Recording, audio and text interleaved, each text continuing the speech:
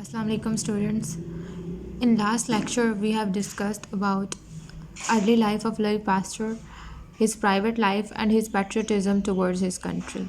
In this lecture we will move on towards his achievement in the medical field. There are 7 main achievements of Louis Pasteur, which is regarding to medical field as well and in fact regarding to brewing as well. शराब बनाने के हवाले से भी उसकी काफ़ी जो है वो वर्किंग थी, जहाँ से उसने अपना फर्स्ट स्टेप लिया था. सो फर्स्ट जो उसकी अचीवमेंट थी that is regarding spontaneous generation.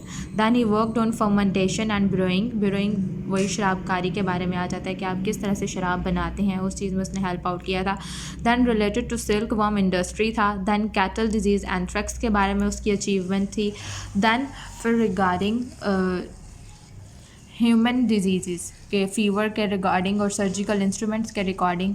Then vaccination के लिए जो उसकी मेन अचीवमेंट थी दैट इज़ वैक्सीनेशन, जिसने बहुत सारी चीज़ों के बारे में जो है वो इलाज दरियाफ्त हुए थे, बहुत सारी चीज़ के लिए और रास्ते बीमारियों के इलाज के लिए इसने रास्ते हमवार किए थे, that is vaccination.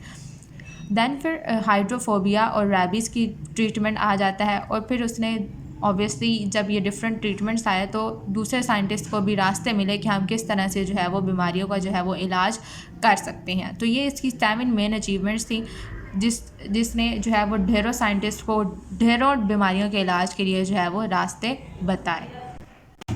First of all, we will move towards his first achievement, that is spontaneous generation. Spontaneous generation क्या फैक्ट है, होता क्या है? The life came into being from non-living material.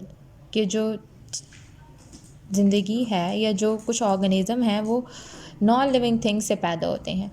तो ये कुछ लोग इस चीज़ पे बिलीव करते थे. पास्टर की थिंकिंग थी कि ये ऐसा कोई फैक्ट नहीं है कि जो ज़िंदा चीज़ें हैं वो बेजान चीज़ों से जो है वो पैदा हो जाएं, जबकि जो उसके ओपोनेंट्स थे वो इस चीज़ पे बिलीव करते थे कि ये एक रियल फैक्ट है. इसके लिए फ्रेंच एकेडमी ने एक कंपटीशन रखा कि अगर ये जिन लोगों को लगता है कि ये फैक्ट है तो वो एक्सपेरिमेंट्स के थ्रू प्रूव करें, और जिनको लगता है कि ऐसा कोई फैक्ट नहीं है कि spontaneous generation is not a fact, तो वो जो है वो एक्सपेरिमेंट के थ्रू इसको प्रूव करें. फ्रेंच एकेडमी ने एक कंपटीशन रखा. उसमें क्या हुआ कि पास्टर ने एक्सपेरिमेंट के थ्रू इस बात को प्रूव कर दिया कि स्पॉन्टेनियस जनरेशन वाला जो एक कॉन्सेप्ट है ये एक गलत कॉन्सेप्ट है. जबकि दूसरे जो ओपोनेंट्स थे उन्होंने क्या किया, उन्होंने कहा कि कंडीशंस फेवरेबल नहीं है, वेदर सही नहीं है, तो इस टाइम पे हम जो है वो एक्सपेरिमेंट्स नहीं कर सकते हैं. तो इस तरह से उन्होंने जो है वो अपनी जान छुड़वा ली, जिससे जो है वो पास्टर ने एक्सपेरिमेंट करके प्रूव कर दिया और वो उसने कंपटीशन को जो है वो विन कर लिया. अब उसने कैसे एक्सपेरिमेंट किया कि उसने हीट अप किया एक मटेरियल को, जैसे आप कह लो कि दूध ले लो या फिर आप पानी ले लो, ठीक है. उसने उसको हीट अप किया. जब सफिशेंटली उसको हीट अप किया तो क्या हुआ, उसमें जितने भी बैक्टीरिया थे वो डिस्ट्रॉय हो गए. उसके बाद उसने कहा कि क्या किया कि जब हम एयर कांटेक्ट जो होता है जब वो फ़िल्टर होता है, कि मतलब जो भी हवा उसके अंदर एंटर होती है या कोई भी मॉइस्चर इन्वायरमेंट में सराउंडिंग्स में है, जब हम उस चीज़ से उसको प्योरीफाई कर लेते हैं, उसमें ऐसी कोई चीज़ एंटर नहीं होती है, तो उस सब्सटेंस की जो है वो सब्सटेंस चेंज नहीं होता, उसमें कोई तब्दीली नहीं आती, उसमें कोई बैक्टीरिया डेवलप नहीं होता. अब हीट अप करने से कुछ जर्म्स तो मर गए जो उस जो है वो सब्सटेंस में पाए जा रहे थे, लेकिन कुछ अभी भी एग्जिस्ट कर रहे थे.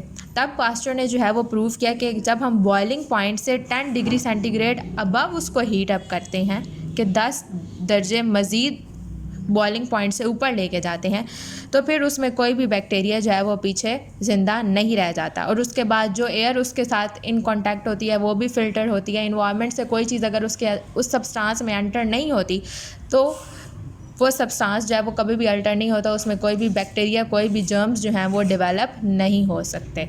सो इस तरह से उसने इस चीज़ को प्रूव कर दिया कि स्पॉन्टेनियस जनरेशन जो है वो एक फैक्ट नहीं है, और इस तरह से उसने कंपटीशन को जो है वो विन कर लिया.